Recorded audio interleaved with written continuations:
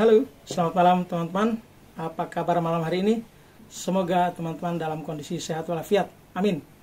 Malam hari ini saya Bung John LT kembali menyapa teman-teman untuk menyajikan satu ulasan, tentu ini dari sudut pandang atau opini saya terkait dengan pertandingan tadi sore yang dijalankan antara timnas kita berhadapan dengan Tanzania dengan hasil imbang 0-0 yang sudah kita ketahui bersama. Namun sebelum saya masuk untuk membahas sedikit ulasan tentang pertandingan tadi dan juga beberapa catatan kecil atau catatan minor saja yang perlu diperbaiki timnas kita sebelum berhadapan dengan Irak dan Filipina. Baiklah teman-teman, saya kembali mengingatkan untuk jangan lupa tekan tombol like dan subscribe karena itu sangat penting untuk memberi dukungan terhadap perkembangan channel saya. Bila sudah, mari kita lanjut. Jadi teman-teman, tadi kita saksikan bersama, pertama, dukungan luar biasa oleh fans kita. Saya melihat secara visual tadi di layar televisi bahwa Stadion Madia penuh dengan fans kita. Dan yang luar biasanya bahwa kaum hawa atau ibu-ibu wanita banyak sekali tadi, teman-teman. Ini sesuatu yang luar biasa yang dulu-dulunya kita jarang lihat. Dulu-dulunya biasanya stadion itu penuh dengan fans kita yang pria ya, tapi tadi luar biasa. Saya melihat secara sekilas di layar kaca itu luar biasa ini. Mungkin persentasenya saya pikir sekitar 70 berbanding 30. Kurang lebih ya, tapi kalau ada teman-teman yang punya data boleh kasih di kolom komentar. Tapi secara visual tadi saya melihat begitu teman-teman. Jadi ini dukungan luar biasa dari fans kita ya. Lalu yang kedua, walaupun pertandingan tadi bertajuk training match atau pertandingan biasa saja antara kedua tim, karena kita tahu Tanzania juga punya tujuan terhadap pertandingan tadi.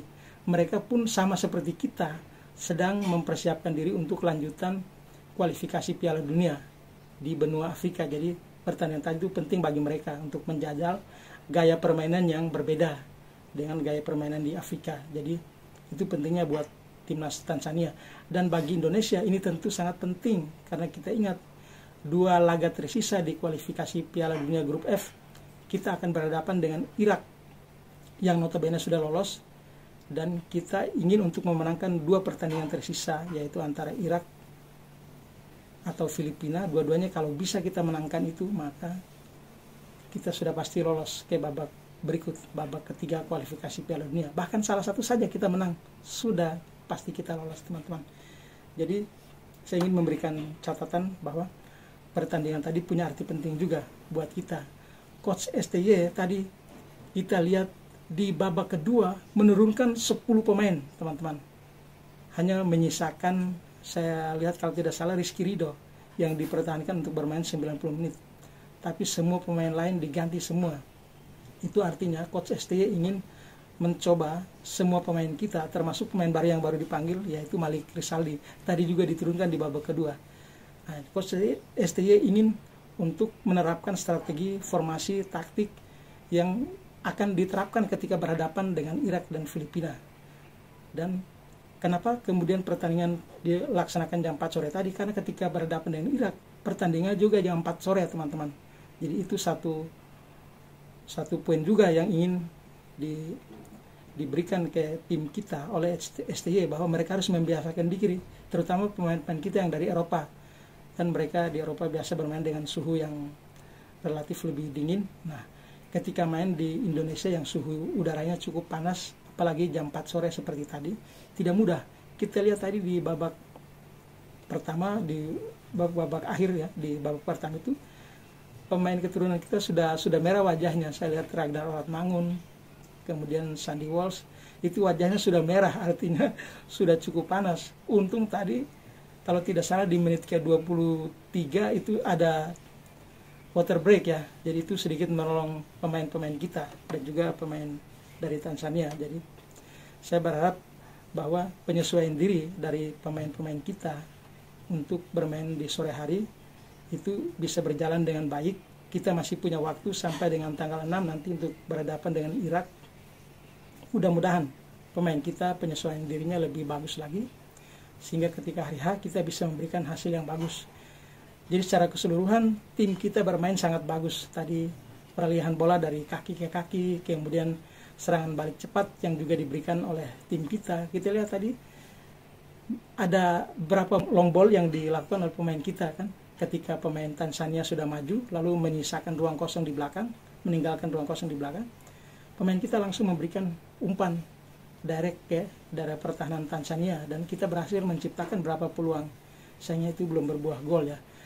Jadi secara keseluruhan saya melihat pertandingan tadi sudah bagus, dan Coach STY pasti dengan hasil tadi sudah punya rumusan. Ini nanti kerangka timnya seperti apa itu pasti sudah ada dalam bayangannya Coach STY. Namun terlepas dari itu semua teman-teman, saya punya 3 catatan minor saja, tidak banyak catatan minor yang perlu diperbaiki dari timnas kita sebelum berhadapan dengan Irak dan Filipina. Yang pertama adalah finishing touch atau penyelesaian akhir teman-teman. Kita lihat tadi ada serangan bertubi-tubi, bahkan menit kelima kita sudah menciptakan peluang. Saya mencatat di babak pertama itu kita punya hampir 5 peluang, tapi satu pun tidak berbuah gol. Jadi ini catatan perbaikan yang perlu diperhatikan oleh penyerang kita, terutama Marcelino Ferdinand, kemudian Ragnar Ortmangun dan Rafael Struijk yang main di babak pertama. Di babak kedua pun sama, ketika Coach STY memasukkan Igi Maulana Fikri, kemudian Yance Sayuri, itu memang ada peluang juga yang tercipta di situ. Bola operan dari Marcelino Ferdinand itu berhasil ditendang oleh Igi Maulana, tapi masih membentur tiang gawang. Jadi saya pikir catatan perbaikinya sama, yaitu finishing touch yang harus diperbaiki oleh pemain depan kita. Siapapun yang nanti akan turun di starting line up nanti, itu menjadi catatan penting untuk jadi perhatian. Lalu poin yang kedua, transisi negatif atau peralihan dari menyerang ke bertahan. Kita keteteran juga tadi berapa kali dikasih serangan balik oleh Tanzania. Pemain belakang kita berapa kali terlambat turun, karena asik menyerang terlambat turun. Akhirnya tadi berapa kali itu hampir terjadi gol juga. Untung kiper kita hebat-hebat ya. Saya salut untuk Hernando Ari dan juga Adi Satrio.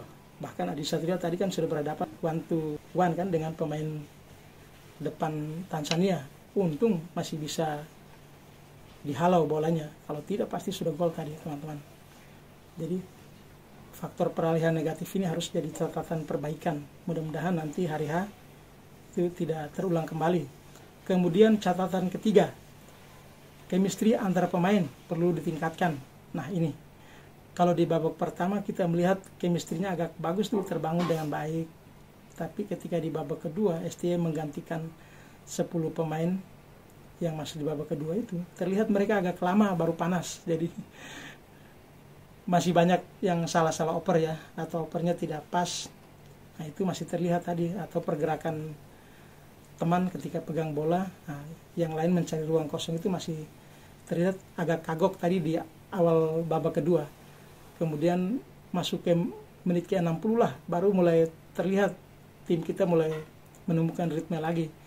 Dan di saat bersamaan saya lihat Tanzania juga di menit ke 70 ke atas itu sudah melorot permainannya, yang harusnya bisa dimanfaatkan juga.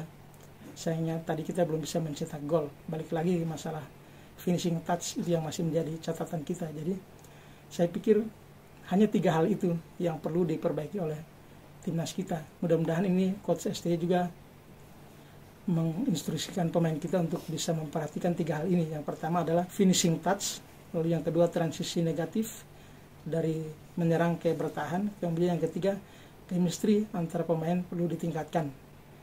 3 hal itu yang masih menjadi catatan minor untuk timnas kita. Selebihnya sudah bagus sekali, tadi saya lihat timnas kita bermain luar biasa. Bagus. Mudah-mudahan kita bisa memetik kemenangan lawan Irak dan Filipina. Terutama lawan Irak, kalau kita sudah menang, motivasi kita akan berlipat ganda karena sudah lolos ke babak ketiga kualifikasi Piala Dunia. Jadi harapannya besok hari Kamis ya teman-teman, tanggal 6 Juni, kita sudah harus memetik kemenangan lawan Irak supaya sudah lolos. Dan teman-teman, itu saja dulu video saya malam hari ini. Terima kasih sudah nonton, like, dan subscribe channel saya. Semoga teman-teman selalu dalam lindungan Tuhan Yang Maha Esa, diberikan kelancaran untuk usaha, pekerjaan, dan kehidupan, apapun perjuangan teman-teman diberikan kemudahan. Amin. Dan sampai ketemu lagi di video saya selanjutnya. Terima kasih dan selamat malam.